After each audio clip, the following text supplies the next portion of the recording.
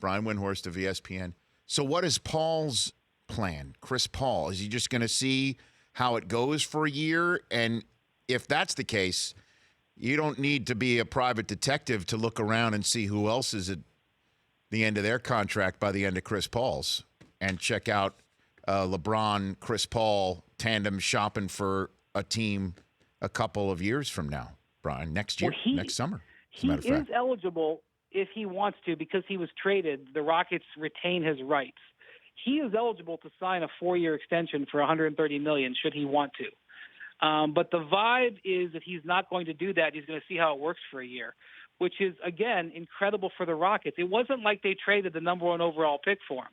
If this doesn't work in a year, he leaves and they still have the salary cap space. I mean, like I said, grand slam from a general managing cap maneuvering asset standpoint. And going forward to next year, yeah, LeBron will be a free agent. Dwayne Wade will be a free agent. Carmelo has an opt-out. I'm a little skeptical he's going to leave $30 million on the table or 28 or whatever it is. But, okay, it could happen. And whether that team actually is beating the Warriors is a different conversation. But, yes, in theory, it leaves the door open for those guys to play together. So which team would be able to raise their hands and say, we'll be the, if you will, conduit for the banana boat gang? What do you got for me? The Lakers are going to be in some position. But for those guys to play together, it's going to first off, they're all up there in age. They're all a little long in the tooth, all right?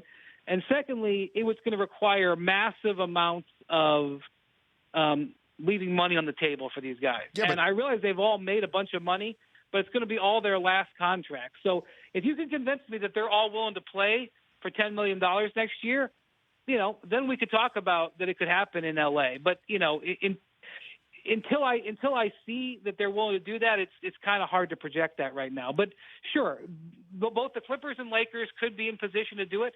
Hell, the Rockets could potentially be in position to do it depending on the way they manage their cap going forward.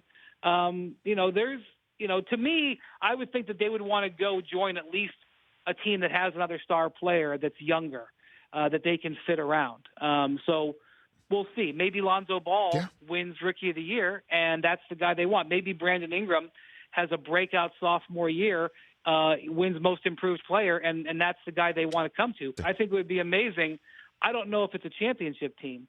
And maybe those guys don't care. Maybe you'll be like, we just want to have fun at the end. And if the Lakers want to facilitate that, I will say this. The one thing about the Lakers they have young players on cheap contracts.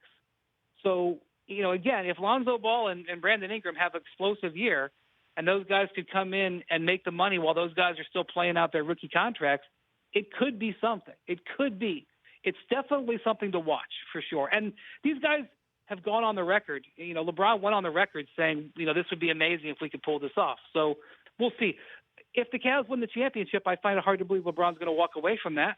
If the Rockets get to the Western Conference Finals and have a 7-game series and lose in a barn burner to the Warriors, I find it hard to believe Chris Paul's not going to want to strap it back up and try to win. But yes, to get where you're going and to get people excited, I could see it happening under certain circumstances. The Rich Eisen Show, weekdays at noon Eastern on radio stations across the country and audience.